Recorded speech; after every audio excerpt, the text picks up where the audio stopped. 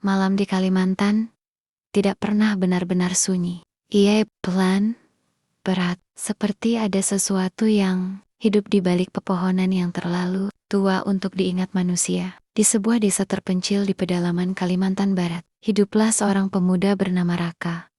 Ia bukan orang asli desa itu. Ia datang dari kota membawa rasa penasaran yang terlalu besar dan sedikit kesombongan. Ia adalah seorang pembuat konten horor, dan seperti kebanyakan orang kota, ia menganggap cerita mistis hanyalah bahan hiburan. Sampai ia mendengar tentang satu tempat, hutan larangan Sungai Kelam. Orang desa tidak menyebutnya dengan suara keras. Bahkan saat membicarakannya, mereka berbisik, karena konon ada ritual kuno di dalamnya. Ritual yang tidak boleh diganggu. Ritual yang masih dilakukan. Mas, jangan masuk ke sana. Itu kata seorang lelaki tua bernama Pak Darmin, penjaga warung tempat Raka sering nongkrong. Kenapa, Pak? Pak, cuma hutan kan? Pak Darmin menatapnya lama, matanya cekung, seperti menyimpan sesuatu yang ingin keluar, tapi takut dilepas. Yang di dalam itu bukan lagi hutan. Raka hanya tertawa kecil. Justru itu yang saya cari, Pak. Malam itu, Raka memutuskan masuk sendirian dengan kamera, senter, dan keyakinan bahwa semua ini hanya mitos. Ia tidak tahu bahwa sejak langkah pertama ia masuk, sesuatu di dalam hutan itu sudah menyadari kehadirannya. Begitu Raka melangkah lebih dalam, suara dunia luar menghilang. Tidak ada suara jangkrik, tidak ada burung malam, hanya suara langkahnya sendiri, dan detak jantungnya yang mulai terasa terlalu keras. Padahal tadi ia yakin tidak takut. Senter di tangannya menyapu pepohonan tinggi. Batang-batangnya hitam, besar, dan berlumut tebal seperti kulit makhluk hidup. Lalu, ia melihat sesuatu. Tanda di salah satu batang pohon, Ukraine, simbol aneh seperti lingkaran dengan garis-garis, melingkar ke dalam. Seperti pusaran. Bagus nih, buat konten. Ia mendekat, menyentuh ukiran itu. Ding, past. Dan berdun, Raka langsung menarik tangannya. Apaan sih? Ia mencoba menertawakan ketakutannya sendiri. Namun saat ia mengangkat kamera, rekamannya menunjukkan sesuatu yang berbeda. Simbol itu berperlahan, seperti hidup. Dan saat itu, dari kayak terdengar suara neon, pelan, beritama, bahasa yang tidak ia mengerti. Raka mengikuti suara itu, langkahnya semakin cepat. Rasa takutnya kini berubah jadi rasa penasaran yang tidak bisa dihentikan. Semakin dekat, suara itu semakin jelas. Nyanyian banyak orang berbisik, tapi serempak, seperti mantra. Ia bersembunyi di balik semak, lalu melihatnya. Sebuah lapangan kecil di tengah hutan. Di sana, sekitar belasan orang berdiri melingkar. Mereka mengenakan kain hitam. Wajah mereka tertutup di tengah lingkaran. Ada mulutnya disumpal dan masih hidup. Jantung Raka langsung berdegup kencang. Ini seriusan. Ia mengarahkan kameranya. Zoom. Dan saat itu, orang di tengah lingkaran itu mengangkat wajahnya. Matanya penuh air mata. Dan ia menatap langsung ke arah Raka. Ia bisa melihatnya. Cepat nyanyian berhenti. Sunny, Samyok berbalik menghadap ke arah Raka. Tidak mungkin. Tidak mungkin mereka tahu. Salah satu dari mereka maju, lebih tinggi dari yang lain. Ia membuka penutup wajahnya. Wahanya, bukan manusia sepenuhnya. Kulitnya seperti retak, dan di dalam retakan itu, terlihat sesuatu yang bergerak. Seperti serangga, atau sesuatu yang lebih buruk, pendatang. Suaranya berat, seperti keluar dari dalam tanah. Kau melihat. Raka lari, tanpa pikir panjang. Kameranya hampir jatuh. Napasnya terengah-engah, namun langkah kakinya terasa berat, seperti tanah menariknya. Terrible. Suara nyanyian itu kembali, lebih dan kini. Ia berlari, dan berlari, tapi hutan itu berubah. Jalan yang tadi ia lewati menggelong. Pepohonan bergeser, bayangan bergerak sendiri, dan tiba-tiba ia kembali ke tempat yang sama. Lapangan to lingkaran itu, orang-orang itu, seolah hutan itu tidak mengizinkannya pergi. Raka ditangkap, tubuhnya diikat. Ia sekarang berada di tengah lingkaran, di posisi yang tadi ia lihat sebagai korban. Tidak, saya cuma bikin konten. Ia menangis. Namun, mereka tidak peduli. Pemimpin ritual itu mendekat, membawa sebuah pisau. Bukan pisau biasa. Bentuknya melengkung dan berwarna hitam pekat, seperti menyerap cahaya. Kau melihat yang seharusnya tidak dilihat. Kau menjadi bagian Rakamet, namun suaranya tenggelam oleh nyanyian itu. Langit di atas mereka, padahal sebelumnya tidak ada awan. Angin berhenti, udara terasa berat, dan dari tanah muncul sesuatu perlahan, seperti tangan yang keluar dari dalam bumi. Haram pancing, tidak satu. Puluhan tangan muncul, semua mengarah ke Raka. Ia menjerit sekuat tenaga. Namun saat tenggan-tenggan itu menyentuh tubuhnya, ia tidak merasakan sakit. Sesuatu masuk ke dalam tubuhnya.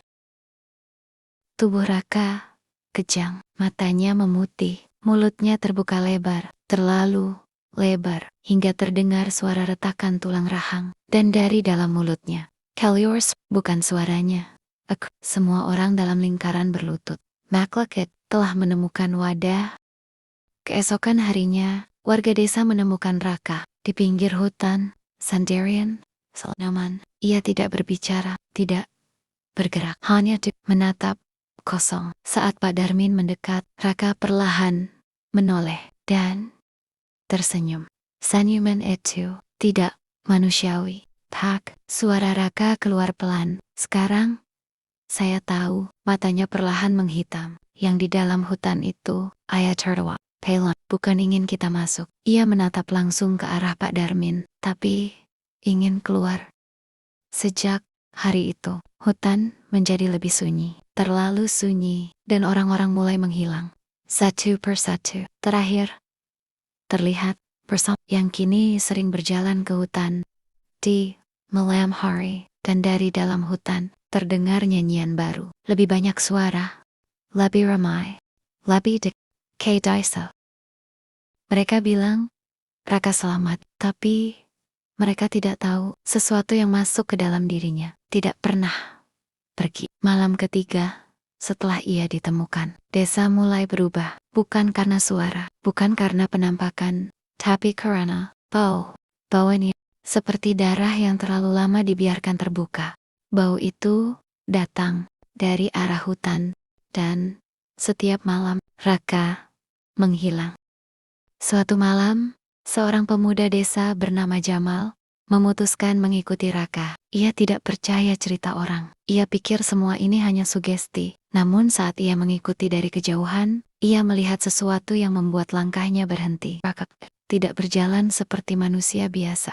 Tubuhnya sedikit membungkuk. Gerakannya patah, seperti sendi-sendinya tidak lagi menyatu dengan benar. Dan kepalanya berputar terlalu jauh ke belakang. Jamal menahan napas, namun tetap mengikuti. Sampai akhirnya, ia melihat cahaya di tengah hutan. Dan suara itu, lebih banyak, lebih liar.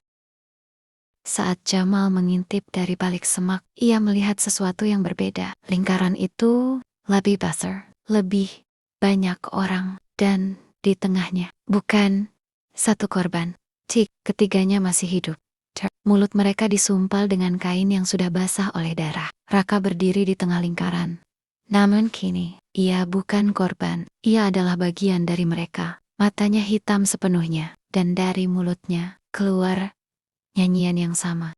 Pemimpin ritual maju. Namun, kali ini, ia tidak memegang pisau. Ia membawa sesuatu yang lebih aneh. Sebuah tulang panjang, runcing di ujungnya. Seperti alat untuk ngambil. Korban pertama ditarik ke tengah, seorang pria tua. Tubuhnya gemetar. Air matanya terus mengalir. Tanpa banyak kata, pemimpin itu menusukkan tulang itu.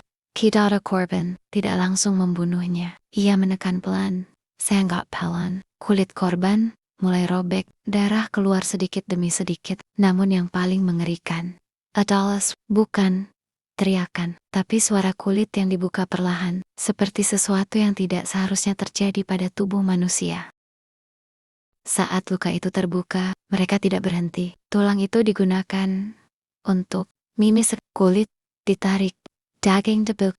Namun korban masih sadar, matanya melotot, air matanya bercampur darah. tubuhnya kejang, tapi tidak bisa mati. Dan saat rongga dadanya terbuka, Jamal melihat sesuatu. Bukan organ. Di dalam tubuh korban itu, ada sesuatu yang hidup. Castle item, bergerak di antara daging. Benih. Raka maju, Perla. Ia berlutut di depan tubuh korban yang sudah terbuka. Tangannya masuk ke dalam luka itu. Ia tidak terlihat ragu, tidak terlihat jijik, seolah itu adalah hal yang wajar. Lalu, ia menarik keluar sesuatu. Segumpal hitam, berdenyut, dan saat benda itu keluar, korban akhirnya berhenti bergerak. Marty, namun ritual belum selesai. Benda itu kemudian depan ke tubuh korban kedua. Cemisik dipaksa masuk. Dan saat itu, korban kedua langsung menjerit, jeritan yang tidak manusiawi. Tubuhnya melengkung ke belakang, tulang punggungnya terdengar retak, dan dari dalam mulutnya keluar cairan hitam. Satu persatu korban mengalami hal yang sama. Tubuh berubah, kulit menghitam, pembuluh darah terlihat jelas, dan yang paling mengerikan, mata kesang. Sama seperti Raka, Jamal tidak tahan lagi. Ia mundur perlahan. Namun, ia menginjak sesuatu, ranting, patah, crack, semua suara berhenti, semu, menoleh ke arahnya. Raka berpelkan. Ia, Jamal, tidak, sendiri, ada lapisan suara lain di dalamnya. Kami sudah menunggumu, Jamal, berlari. Namun, seperti Raka dulu, hutan itu tidak membiarkannya pergi. Pepohonan menutup jalan, akar-akar muncul dari tanah. Daun menyentuh kakinya. Tangan dari dalam tanah menor. Jamal diseret kembali ke lingkaran. Namun, kali ini tidak langsung dibunuh. Pemimpin ritual mendekat. Kau beruntung. Air retakan di wajahnya terbuka. Kau akan melihat sampai akhir. Jamal dipaksa menonton. Korban terakhir tidak dibuka seperti sebelumnya. Ia diikat berdiri. Dan Raka perlahan, ia membuka mulutnya. Lebih, tidak mungkin selebar itu. Rahangnya retak, kulit di pipinya robek, dan dari dalam mulutnya sesuatu keluar. Hitam, hidup, masuk ke tubuh korban melalui mulutnya. Korban itu langsung diam. Tubuhnya, lalu ia jumlah mereka bertambah satu lagi. Jamal menangis. Ayat, ini bukan tentang membunuh, ini tentang menggandakan. Pagi hari, orang desa menemukan sesuatu di tepi hutan. Bukan mayat, tapi Milk Jamal, dan di dekatnya, tanah yang masih bergerak, seolah sesuatu baru saja masuk ke dalamnya. Siok itu, jumlah orang yang terlihat berjalan ke hutan semakin banyak, namun yang kembali tidak pernah sama, dan setiap malam, nyanyian itu semakin dekat, tidak lagi dari dalam hutan, tapi dari pinggir desa. Jauh sebelum desa itu berdiri, bahkan sebelum manusia pertama menebang pohon di tanah itu, hutan itu sudah ada. Nama bukan sebagai hutan, melainkan sebagai tempat sesuatu dikubur, bukan tubuh, bukan makhluk biasa, tapi gerbang. Di rumah tua milik Pak Darmin, ada sebuah peti kayu tua, terkunci, tidak pernah dibuka selama puluhan tahun. Namun, malam itu, peti itu terbuka sendiri. Sebuah kulitnya bukan dari hewan, terlalu halus, terlalu hidup. Halaman-halamannya tidak ditulis, melainkan dengan sesuatu yang pernah hidup. Pak Darmin gemetar saat membukanya. Dan saat ia membaca satu baris pertama, ia langsung menyesal. Yang terkubur bukan mati. Halaman berikutnya terbuka sendiri. Yang dipanggil bukan datang. Halaman terakhir yang diberi tubuh akan membuka jalan. Ratusan tahun lalu, ada satu kelompok. Bukan manusia biasa. Mereka menyebut diri mereka penjaga batas. Tugas mereka bukan memanggil, tapi menjaga sesuatu agar tetap terkunci. Di bawah tanah hutan itu, ada sesuatu yang pernah mencoba keluar, dan hampir berhasil. Makhluk itu tidak punya bentuk tetap, tidak punya tubuh. Ia kehendak untuk hidup. Dan untuk itu, ia butuh wadah, tubuh manusia. Namun, tidak semua penjaga setia. Salah satu dari mereka, makhluk itu bukan ancaman. Makhluk itu adalah jalan menuju kekuatan. Ia melakukan ritual pertama, bukan untuk menutup gerbang, tapi membukanya sedikit. Dan dari celah itu, sesuatu masuk, tidak sepenuhnya, hanya sebagian kecil, namun kekap, untuk mengubah segalanya. Makhluk itu tidak langsung mengambil alih. Ia tumbang di dalam tubuh manusia pertama itu.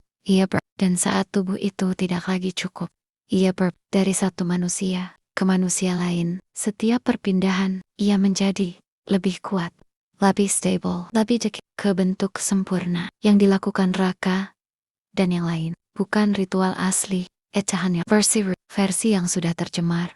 Namun kuko untuk terus memberi makan sesuatu di bawah sana. Setiap korban bukan sekadar dibunuh, mereka dijadikan wadah percobaan untuk menemukan tubuh yang cukup kuat menahan sesuatu yang tidak seharusnya hidup di dunia ini.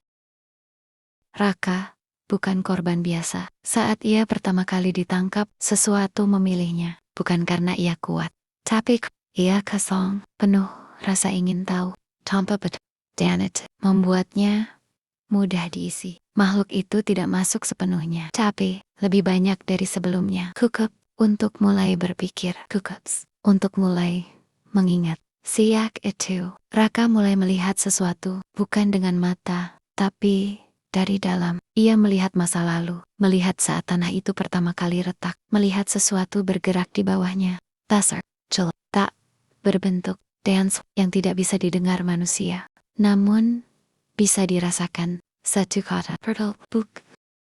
Semua ritual itu bukan untuk kekuatan, bukan untuk balas dendam, bukan untuk ilmu hitam biasa, tapi untuk satu hal, menciptakan tubuh yang cukup kuat untuk menampung seluruh bagian makhluk itu. Dan jika itu terjadi, gerbang tidak perlu dibuka lagi. Karena akhlak itu sudah berada di sini sepenuhnya. Pak Darmin mencoba memperingatkan warga, namun sudah terlambat. Karena beberapa dari mereka sudah berubah. Mereka tidak terlihat berbeda, namun di malam hari mereka berjalan Kiara Hut tanpa sadar, tanpa bisa dihentikan. Malam itu hutan menyala, bukan dengan api, tapi dengan cahaya merah gelap. Semua yang terpilih berkumpul.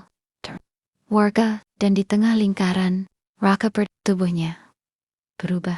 Kulitnya retak, dan dari dalam retakan itu, sesuatu bergerak, bukan lagi kecil, lebih besar, lebih jelas, lebih hit. Ia mengangkat tangan, dan untuk pertama kalinya, ia berbicara dengan suara yang bukan manusia. Ini belum sempurna, semua tapi sudah cukup untuk membuka tanah, mulai bergetar. Retakan muncul di tanah. Dari keluar bukan suara makhluk, tapi ribuan suara sekaligus berbisik, tertiup, dan dari celah itu, sesuatu mulai naik, bukan tubuh, tapi kegelapan yang bergerak, dan semua orang di sana, relata, kecuali satu, Rakab, yang kini berdiri, sebagai sesuatu yang lain, dan ia tersenyum. Karena ia tahu, ini baru. Tidak ada lagi malam biasa di desa itu. Langit selalu gelap. Bahkan saat seharusnya fajar datang, burung-burung menghilang. Anjing-anjing tidak lagi menggonggong. Mereka hanya diam. Siala tahu sesuatu sedang bangkit di tengah hutan. Retakan itu semakin lebar. Tanah tidak lagi diam. Ia seperti daging hidup, dan dari dalamnya sesuatu sedang dilahirkan. Raka berdiri di tepi retakan. Tubuhnya bukan lagi tubuh manusia, kulitnya pecah-pecah, bukan daging, melainkan sesuatu yang bergerak seperti kumpulan bayangan cair. Matanya tidak lagi memiliki putih, hanya hitam. Ia tidak bernapas, namun tubuhnya bergerak, karena yang menggerakkan bukan lagi dirinya. Semua yang berada di lingkaran mulai bergerak bersamaan. Mereka tidak lagi membaca mantra. Mereka mengeluarkan suara yang bukan berasal dari mulut. Seperti suara yang datang dari dalam tulang. Tubuh mereka mulai berubah. Satu persatu mereka namun bukan mati. Tubuh mereka melebur. Kulit terlepas. Tulang melunak. Dan sambil bangkit menuju retakan. Seperti cairan hitam yang dikorbankan, Raka tetap berdiri. Namun Perlahan, tubuhnya mulai ditarik, bukan secara fisik, tapi dari dalam, seolah sesuatu di dalam dirinya dipanggil pulang. Ia tidak melawan, ia membuka mulutnya lebar, tidak mungkin, dan dari dalamnya keluar sesuatu, bukan lighter, bukan organ, melainkan massa hitam yang hidup. Ia jatuh ke dalam retakan. Dan saat itu, tanah berhenti bergerak. Sonny. Beberapa detik, tidak ada apa-apa. Lalu, retakan itu menutup perut, seolah tidak pernah ada. Raka tubuhnya dikesang, seperti boneka yang ditinggalkan. Namun kemudian, ia bergerak lagi. Pelon, bangkit. Noman, yang berdiri sekarang, bukan Raka. Tubuh itu terlihat seperti manusia. Namun, ada yang salah. Terlalu simetris, terlalu tenang, terlalu sempurna. Ia mengangkat kepalanya, menatap sekeliling, dan tersenyum. Senyuman itu tidak punya emosi, hanya fungsi. Setiap langkahnya tidak menghasilkan suara. Karena tanah seperti menyesuaikan diri.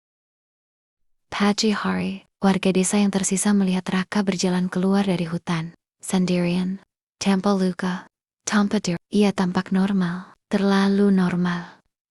Iya, dan menjawab dengan suara yang lembut, "Saya pulang." Tidak ada yang curiga. Sampai malam itu, satu orang lalu lima, namun tidak ada jejak, tidak ada darah, tidak ada tanda.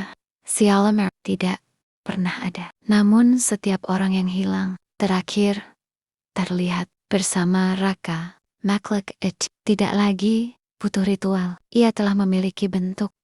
Ia hanya perlu menipah, bukan dengan kekerasan, tapi dengan kedekatan. Dan saat seseorang cukup dekat mereka dan sesuatu dari mereka ditambahkan, beberapa warga mulai menyadari. Namun saat mereka mencoba melarikan diri, mereka menemukan sesuatu yang lebih buruk. Orang-orang mulai bertingkah aneh, senyum yang sama, tatapan yang sama. Dan perlahan, mereka itu bukan hanya satu. Makhluk itu tidak pernah ingin keluar sebagai satu. Ia ingin menjadi setiap tubuh adalah setiap manusia yang hilang tidak mati. Mereka menjadi wadah. Beberapa minggu kemudian, desa itu kosong. Tidak ada yang tersisa. Namun, di kota terdekat, orang-orang mulai melihat sesuatu. Orang-orang baru, wajah-wajah asing. Tapi dengan senyum yang sama dan mata yang terlalu dalam. Dan di antara mereka, Raka melihat keramaian, melihat dunia yang kini tidak lagi aman. Ia dan berbisik pelan, "Kami sudah lahir." Tidak ada teriakan, tidak ada kehancuran, karena yang paling mengerikan bukan saat mereka datang, tapi saat kita tidak lagi bisa membedakan mana manusia dan mana yang bukan. Jika suatu malam kamu merasa seseorang memperhatikanmu, padahal kamu sendirian. Jika kamu melihat seseorang tersenyum terlalu lama, jika kamu merasa ada sesuatu yang tidak salah, tapi juga tidak benar, mungkin itu bukan perasaanmu, mungkin itu cara mereka. Karena sekarang mereka tidak lagi di hutan, mereka ada di mana-mana.